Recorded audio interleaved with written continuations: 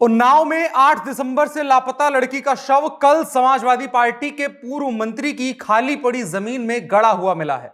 सपा सरकार में मंत्री रहे फतेह बहादुर सिंह के आश्रम की खाली पड़ी जमीन में उस लड़की का शव मिला है। और दबाव देखिए, समाजवादी पार्टी के नेता के इसमें शामिल होने तक के बावजूद भी एफआईआर नहीं दर्ज की गई थी, जबकि उसकी मां लगातार पिछले 3 महीनों से कहती रही कि उसने ही मेरी बेटी को अगवा किया है। उस लड़की की मां ने समाजवादी पार्टी के पूर्व मंत्री के बेटे राजोल सिंह के ऊपर आरोप लगाया था कि उसने ही उनकी बेटी को अगवा किया है। 25 जनवरी को लखनऊ में समाजवादी पार्टी के मुखिया जो है अखिलेश यादव, उनकी गाड़ी के सामने उस युवती की मां ने आत्मदाह करने की कोशिश की थी।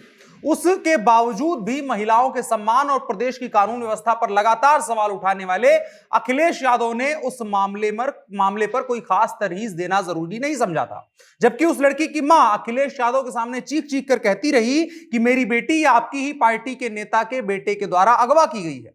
अखिलेश यादव से जब कल इसको लेकर के सवाल पूछा तो बड़ी साफ गोई से उन्होंने कह दिया कि सपा के मंत्री रहे फतेह बहादुर सिंह का निधन हो गया है और उनके बेटे का कोई भी रिश्ता समाजवादी पार्टी से है ही नहीं।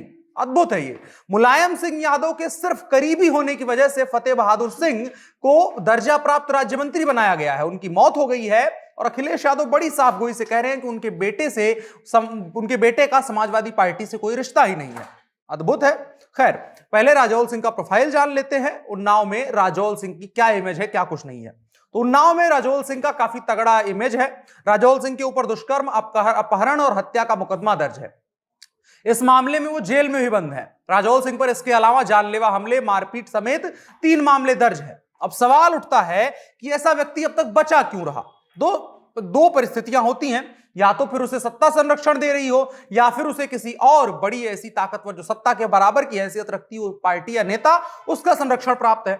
अब चूंकि वो समाजवादी पार्टी के बड़े नेता मुलायम सिंह के करीबी का बेटा है तो सत्ता पक्ष उसको आश्रय दे, इसकी संभावना बहुत कम नजर आती है। लेकिन एक बड़ी पार्टी जिससे उसके पिता का पुराना संबंध रहा है वो आश्रय जरूर दे सकती है।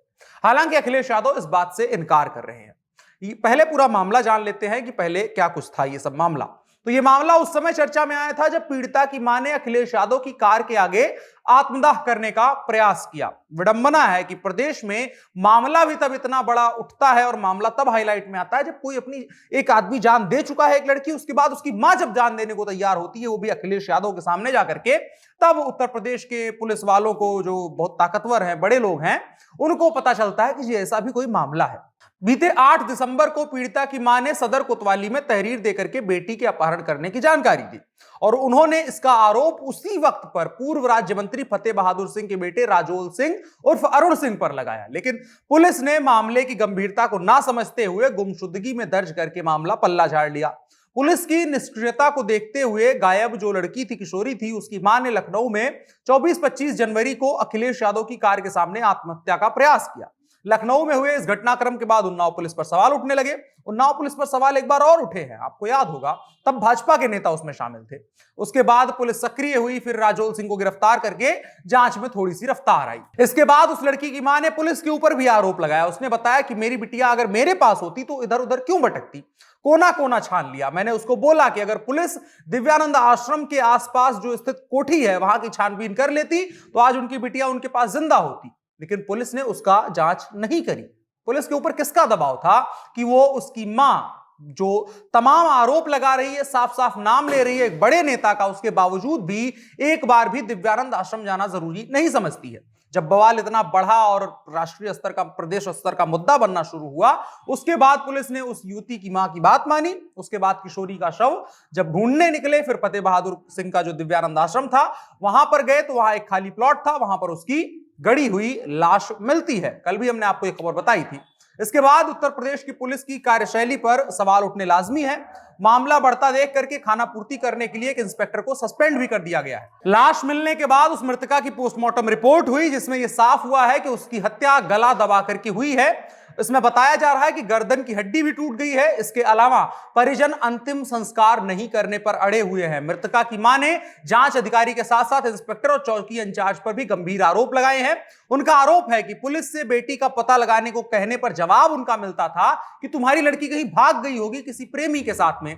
आ जाएगी तब बयान दर्ज कर लेंगे। सीओ, इंस्पेक्टर सभी लोगों ने यही कहा। मृतका की मां ने पुलिस पर आरोप लगाते हुए कहा है कि पुलिस ने एसपी साहब से 1.5 महीने तक हमसे मिलने तक नहीं दिया। कहने लगी तुम्हारी लड़की बालिग है, किसी प्रेमी वगैरह के साथ भाग गई होगी, आ जाएगी तो बयान दर्ज कर लेंगे।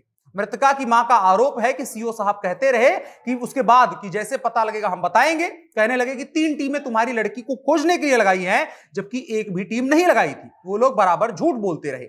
अब इसके बाद सवाल उत्तर प्रदेश पुलिस पर भी उठते हैं, सवाल समाजवादी पार्टी के ऊपर भी उठते हैं और सवाल प्रदेश सरकार के ऊपर भी उठते हैं। तीनों लोग कानून व्यवस्था की बात करते हैं, लेकिन इस मुद्दे पर बोलने पर हर कोई कतरा रहा था। आपकी क्या राय है कमेंट बॉक्स में जरूर बताएं।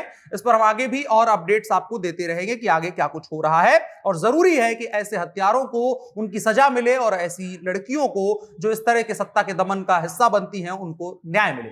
फिलहाल के लिए इतना ही। वीडियो को साझा करिएगा। मेरा नाम अनुराग मिश्रा है, आप जनता जंक्शन देख रहे हैं। कैमरे पर मेरे साथ ओम प्रकाश हैं। शुक्रिया।